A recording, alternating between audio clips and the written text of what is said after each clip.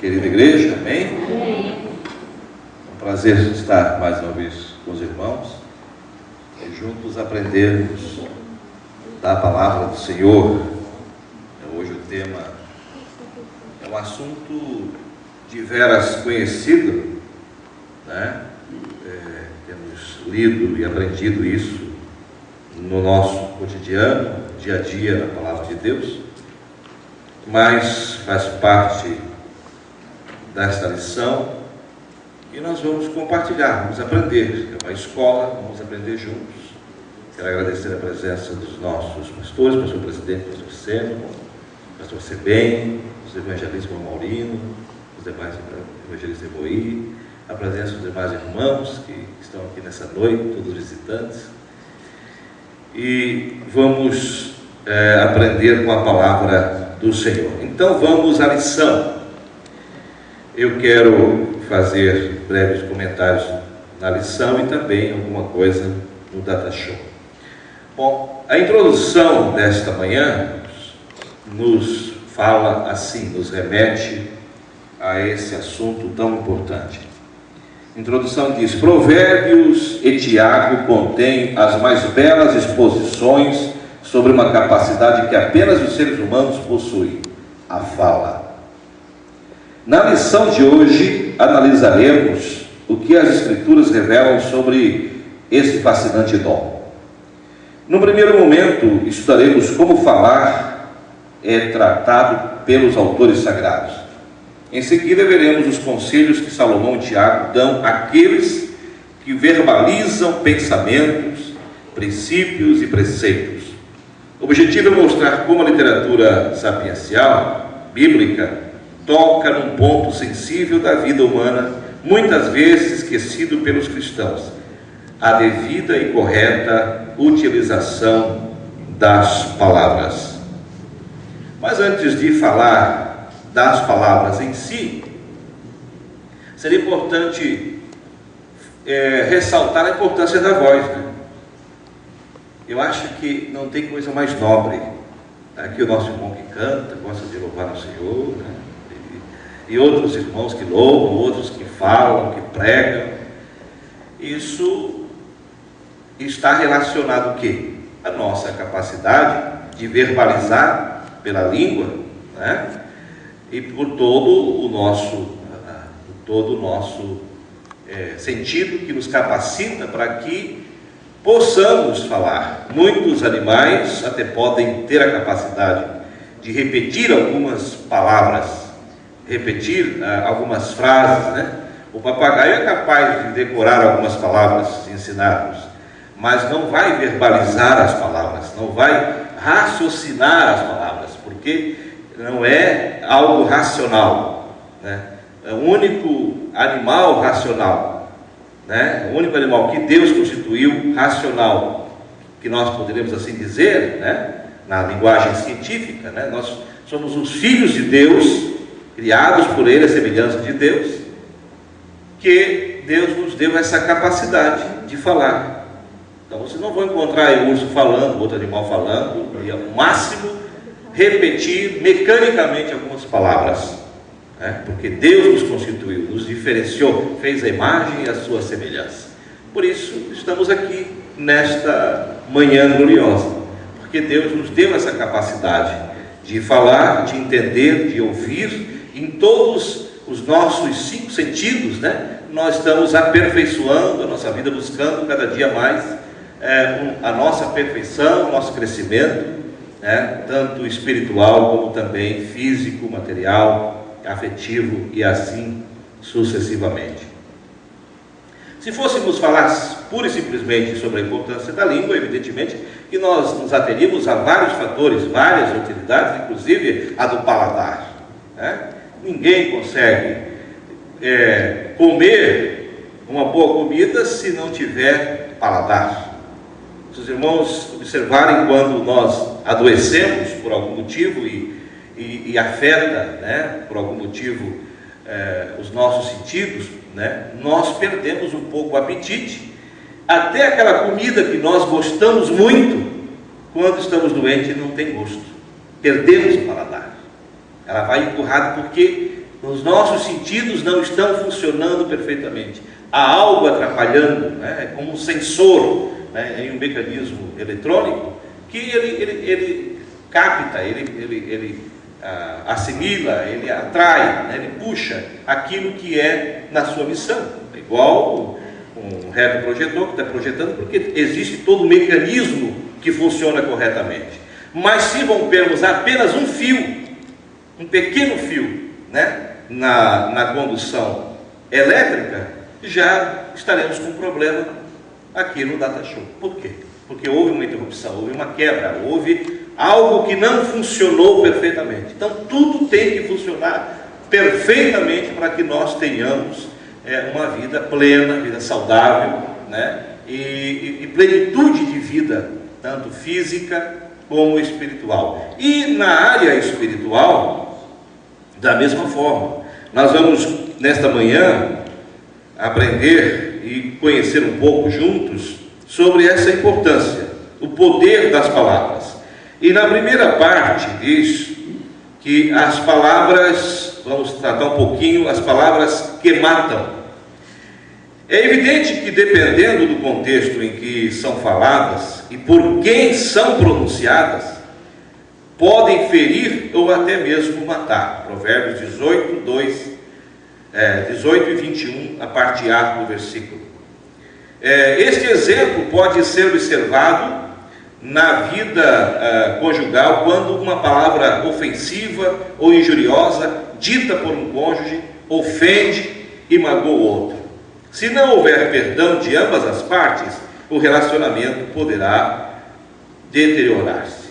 Então, é evidente que nós precisamos entender a necessidade de nós frearmos a língua ali, ó, viu? A língua amarrada ali com arame farpado às vezes.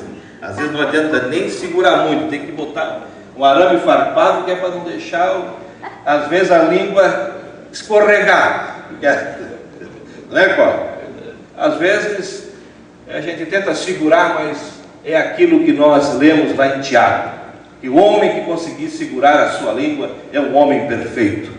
É difícil, porque a Bíblia diz que a prudência é a sabedoria dos santos, né? E essa prudência, ela invoca com muito teor, com muita ênfase, essa questão da fala. Porque foi a fala e foi a verbalização e essa capacidade que nós temos, e às vezes mal utilizada do falar, que gerou muitas crises, muitas guerras, muitas dissensões, né? O mal entendimento, né? Quantas desavenças, quantos amigos perdemos em nossa vida, às vezes por uma palavra impensada. Você falou aquela palavra, às vezes você não estava com intenção de magoar, mas são pessoas que são tem pessoas que são mais sensíveis umas do que as outras. Eu trabalho com diferentes pessoas, convivemos com diferentes pessoas, e cada um tem um perfil, uma personalidade. Eu conheço pessoas que falam gritando, principalmente os descendentes de italianos, né? Então eles falam alto, já falam gritando, né? Mas é o estilo deles, né? Você entra numa casa italiana, vocês acham que estão se matando, assim, porque é uma gritaria só. Mas por quê? É a cultura deles, acostumaram a falar alto assim e interagir daquela forma. Outros já falam mansinho, suave, baixinho, né? Com uma forma educada e tal. Então, e às vezes uma palavra mal colocada, né, pode gerar um conflito. Aquilo que nós lemos aqui, que vimos no capítulo 1, que fala sobre a relação conjugal, nós entramos nessa questão. As palavras ferem mais que as armas. Olha ali. Então, às vezes nós, não, mas eu não ando armado, eu não sou uma pessoa violenta, eu não. Irmão Macarena, por favor. Uma frase muito conhecida: somos senhores que vamos falar, escravos que já falamos. Exatamente. Depois, exatamente, até vou falar um pouquinho sobre isso também. É isso aí. Obrigado, irmão Macarena. É isso. Essa coisa parece tão simples, mas não é. A verdade é que essa capacidade de nós dominarmos a nós mesmos, a maior dificuldade do ser humano é esse equilíbrio. Por isso a importância de se autoconhecer, a gente procurar conhecer-se a si mesmo, as suas limitações, o seu potencial, né? Dentro dos temperamentos, que cada um tem um temperamento, um é mais sanguíneo, outro é mais fleumático, outro é uma coisa ou é outra.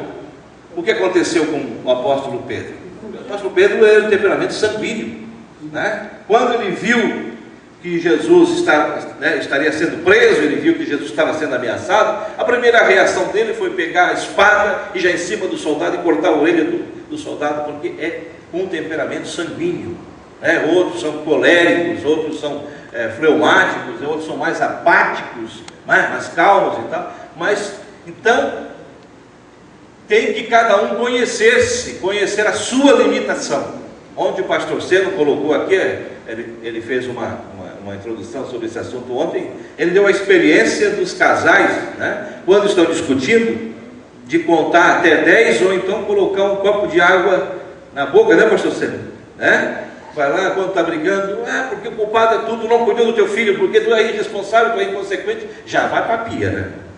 Já vai, ao invés de o encontro dele, faz o contrário, dá ré e já vai para a pia. Onde é que tu vai, homem? Eu quero falar contigo. Não, dá licença, deixa eu ali tomar água, que eu preciso relaxar um pouco. Vai lá, enche a boca de água, né? E fica, deixa ela falar, deixa a mulher falar, ou vice-versa, né? Ou vice-versa, não é só a mulher falar. Estamos achando que só a mulher que fala, não, tem homem que é tagarela também, e fala muito, incomoda muito. A mulher está trabalhando e ele fica importunando, fica provocando, fica cutucando, né? E de alguma forma gera, né, uma reação, porque isso é uma lei física. A cada ação existe uma reação igual em sentido contrário.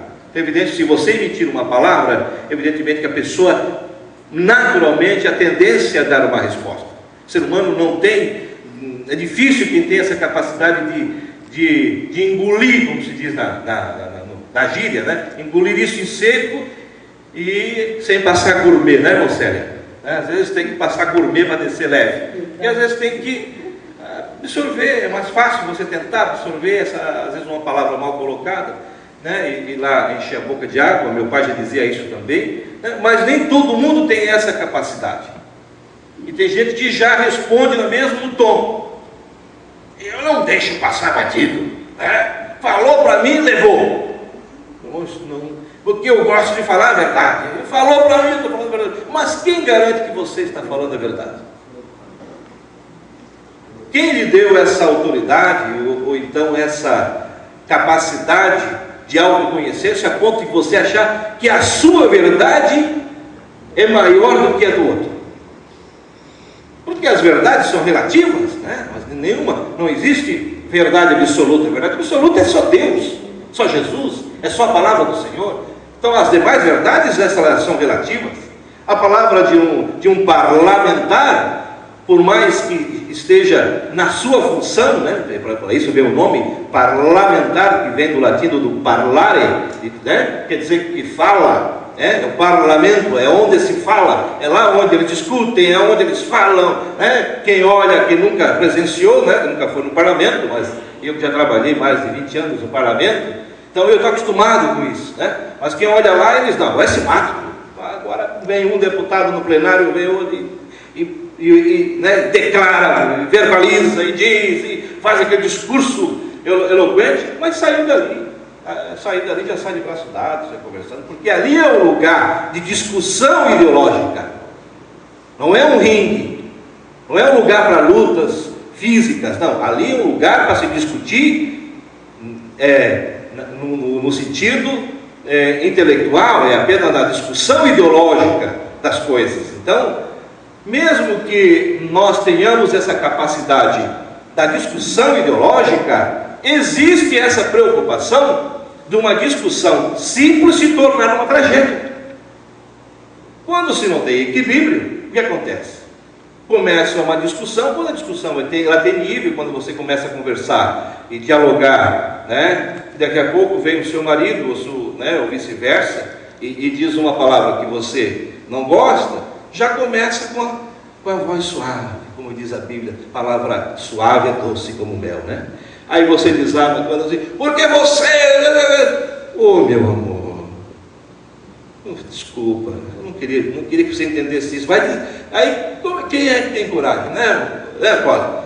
Meu amor, chega no momento que você tenta enfrentar, né? Você diz 2, 3 palavras para a sua esposa, e de repente, ela, ao invés de responder à altura, fica assim, meu amor, você está nervoso hoje, o que houve? Calma, vai lá dar um beijo, né? Suaviza. A Bíblia diz que isso é como mel, isso é doce. Então, agora, quando tenta se reagir na mesma intensidade, é um perigo. É um perigo porque daí o ser humano chega num ponto em que ele perde o equilíbrio, o domínio próprio, né? E essa questão está relacionada à chamada inteligência emocional. E hoje, uma das coisas que mais se exige num profissional, principalmente quando é na área burocrática, ou seja, em qualquer esfera, né, quando se faz um teste vocacional, eles exigem, eles trabalham muito essa questão da inteligência emocional. Como é que chama-se? Gerenciamento de crise. Como é que você se comporta numa crise? Porque tem gente que não sabe conviver com crise. Ele se apavora, entra em pânico, entra no medo e começa perde a razão. Mas isso é um processo de educação, de autoconhecimento, de autoafirmação. Por isso, a palavra de Deus nos está dizendo aqui, nesta manhã, cuidado com o que falamos. Cuidado com esse som tão maravilhoso, tão bonito, né? Uma voz bonita, feminina, uma voz bonita, masculina, mas que pode se tornar no ouvido do outro um ruído indesejável. No Eliseu, sim, não há complicações, a não ser aquilo que o homem complica. Nós é que complicamos tudo, né? Deus fez tudo perfeito, nós é que complicamos tudo. Então, é por isso que nós temos que ter cuidados. Uma parte dos casamentos se acabam com picuinhas, que nós chamamos isso na gíria, né? Picuinhas, uma palavra mal colocada, às vezes uma bobagem de nada, meia palavra, às vezes machuca, porque às vezes você tem língua, a Bíblia diz que tem língua, a gente diz que tem língua que é felina, né? Elas ferem demais, elas são aguçadas demais, e tem pessoas que têm essa capacidade, né? As pessoas que não são prudentes, que não são convertidas, ou por natureza, né? Não sei como isso, mas elas têm a capacidade de perceber no que você mais sente. Além de fazer errado, ainda ele sabe que o Cole gosta mais de cantar. Então eu vou dizer, o Cole, ele canta, mas eu não gosto do ritmo dele, ele vai falar naquilo que o outro não gostaria de ouvir. Então, o diabo trabalha muito nisso no relacionamento conjugal. É exatamente tentar atingir o companheiro com alguma coisa pequena, né, porque ele sabe, conhece o dia a dia, aquilo que faz com que a pessoa reaja. Mas a Bíblia diz que nós precisamos ser prudentes para que possamos evitar essas tragédias na nossa vida. Algumas frases ali, vocês estão vendo, chamadas frases de efeito, que diz: se a palavra vale prata, o silêncio vale ouro. Se a palavra vale prata, o silêncio vale ouro, às vezes. Uma outra frase que coloquei aqui: tem coisas que jamais voltam. A seta que voa livre no espaço, a água que passa debaixo da ponte, a oportunidade perdida e a palavra proferida. Vamos ler de novo? Tem coisas que jamais voltam. A seta que voa livre no espaço, quando é jogada, vai, não tem volta. A água que passa debaixo da ponte, passou, não volta mais. É um princípio filosófico, né? Já falavam os filósofos sobre isso, sobre o rio, né? A oportunidade perdida, quando você perde, não está pronto, não está preparado para aquela oportunidade, como se diz na gíria, o burro passou encilhado, né, Mamorino? Se dizia isso? O cavalo passou encilhado e tu não aproveitou e não montou. Então, e a palavra proferida, depois de falar, não tem mais como recuar. Você não é igual um computador que você vai lá e deleta, pode voltar, pode apagar. Não, falou, está falado, e aí o que máximo que você pode fazer é pedir perdão, pedir desculpa, dizer, olha, irmão, amigo, desculpa, não quis dizer isso, eu me perdi, eu não fui prudente, capaz para segurar essas palavras, né? E a Bíblia diz também, em Provérbios 25:11, que diz assim: a palavra dita a seu tempo é maçã de ouro em cesto de prata. No mesmo sentido, mas num sentido melhor, diferenciado, também nós temos esta capacidade, agora é o inverso. Não a língua felina para machucar, mas a capacidade de você conseguir ser, em momentos de crise, em momentos em que você está convivendo com uma situação de discussão, de discussão acalorada, e de repente você chega lá com uma palavra certa, na hora certa, dizer: meus amigos, vamos conversar, vamos sentar, vamos parar, vamos baixar o tom, vamos sentar, vamos conversar isso, agora vamos agora, deixa eu falar um minutinho, relaxa, respira, respira. Eu convivi muito com essa situação, porque eu trabalhei 8 anos na Secretaria de Segurança Pública, eu era diretor de integração das duas polícias, que é a Polícia Militar e a Polícia Civil. Então, eles têm uma guerra histórica entre coronel e delegados, eles não se dão, é uma crise já histórica. E várias vezes na minha sala, um coronel aqui e um delegado ali, a gente tinha que chegar e falar: peraí, calma, não é por aí. Não, porque não aceitamos, porque o TC não é com eles, é porque não sei o quê, o termo circunstanciado tem que ser conosco. E se altera. Uma vez eu achei que ia ter problema, aí chamar quem? A polícia estava ali, chamar quem? Duas polícias brigando, um delegado com um coronel, e agora eu vou ter que entrar no meio. Uma situação tão desconfortável, às vezes. Por quê? Porque às vezes se perde a razão. As pessoas, quando você altera, quando você sai do seu normal, você perde a razão. Não adianta, perde a razão. Porque daí você desce, como se diz do cabedal, você desce o nível. Então, a palavra certa, no momento de crise, quando você vê um casal, uma família, ou qualquer situação crítica em que alguém está convivendo crise, nada como uma palavra suave.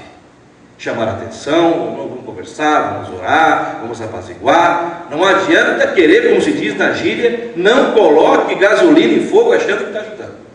Tem gente que é assim, Ao invés de jogar água, fogo, ele vai lá e joga mais um pouquinho de gasolina para ver o que é que faz.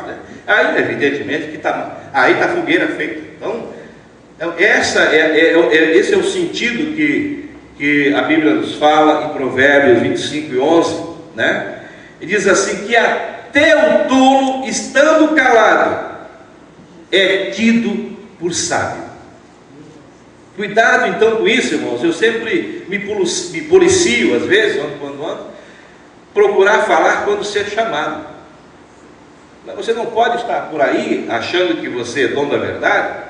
Em qualquer discussão, em qualquer momento, em qualquer reunião, você pega a palavra e sai falando, fica tirando para tudo quanto é lado, achando: não, é porque eu conheço, eu sei e tal. Daqui a pouco você entra numa esfera que você não domina, Eu vou falar sobre cerâmica, eu vou dar opinião sobre cerâmica se eu não sei o que é, se eu não sei analisar o que é um piso, não sei o que é isso. Aí tem que chamar o Ivoí que conhece. O máximo que eu posso dizer: Ivoí, como é que funciona isso? Chama o técnico da área, chama o outro da área para conhecer e ficar quieto, dizer naquilo, falar naquilo que você conhece.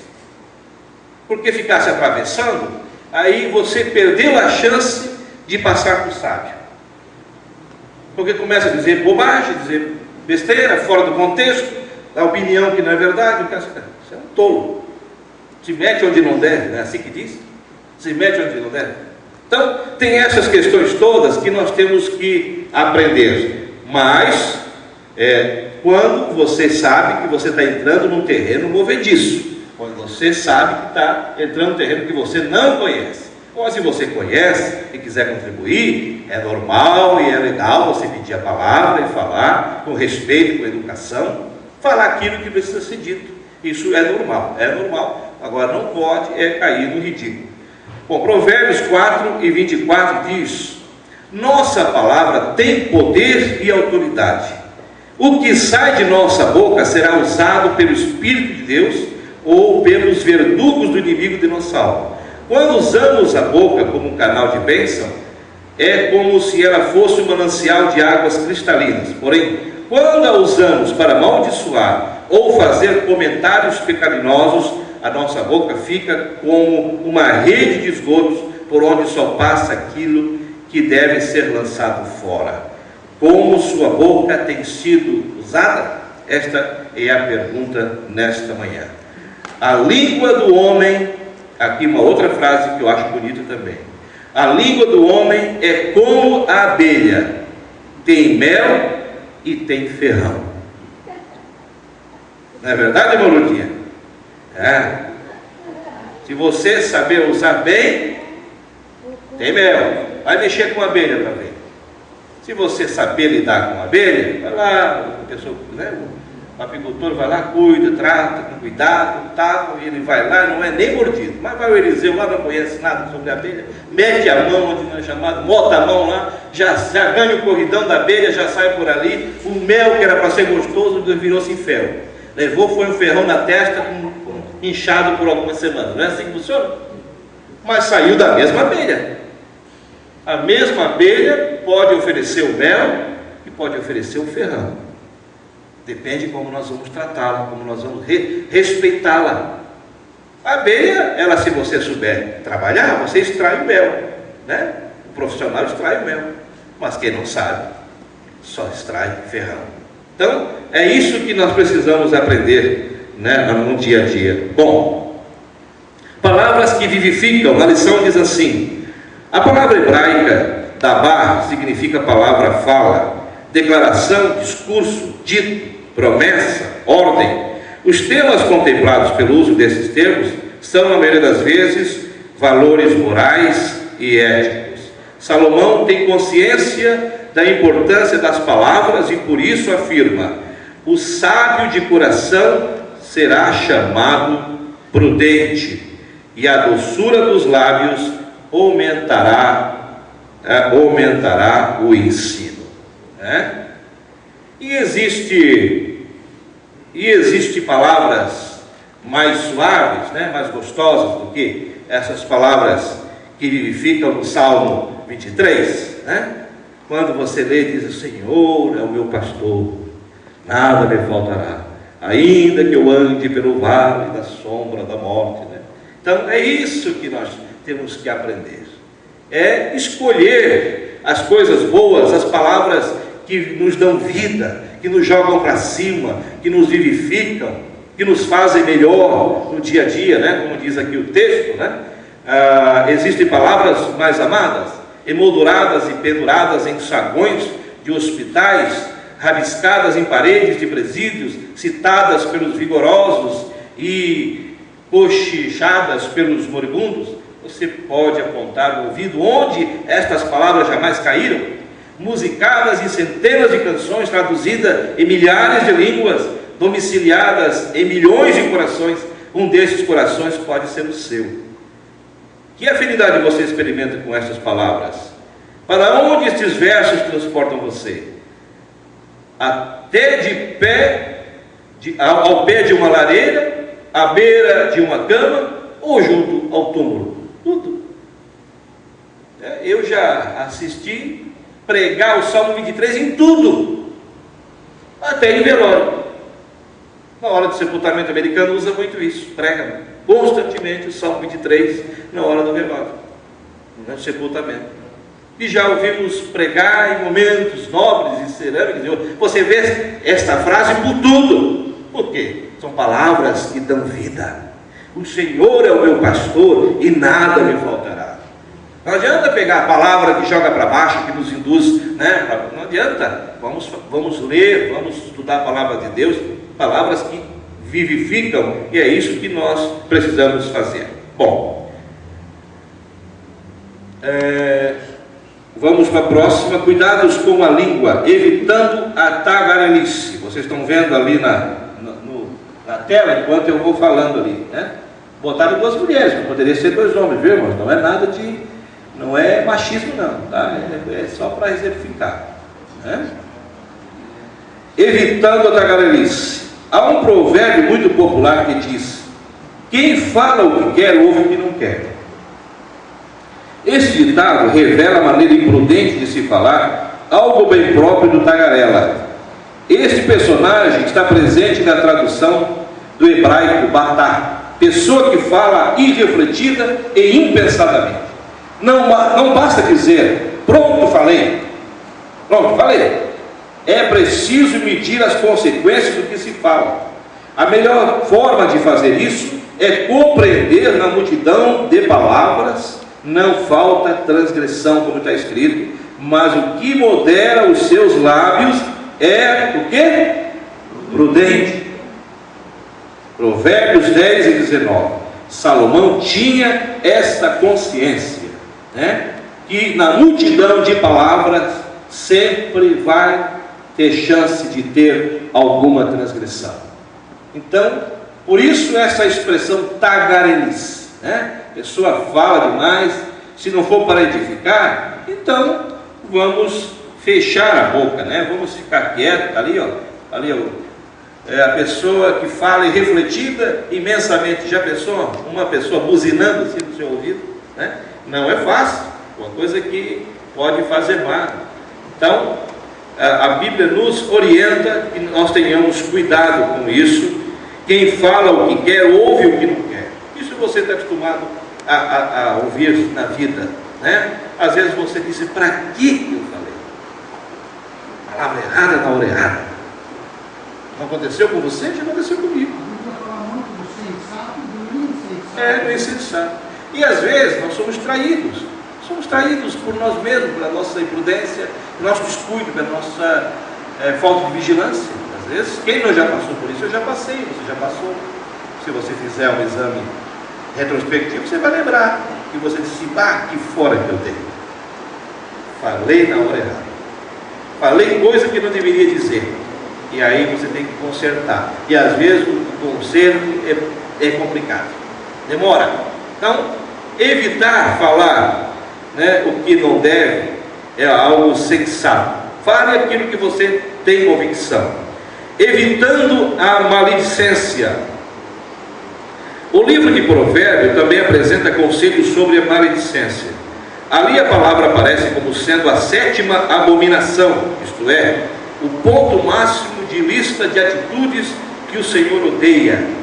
Nós vemos lá em Provérbios 6, 16 e 19, e está também na nossa leitura bíblica quando fizemos essa manhã. O Senhor abomina, do hebraico, né, do Eba, a maledicência ou a contenda entre irmãos. No original, abominar significa sentir nojo, náuseas, né? E pode se refletir a coisa de natureza física, ritual ou ética. Deus se enoja de intrigas entre irmãos.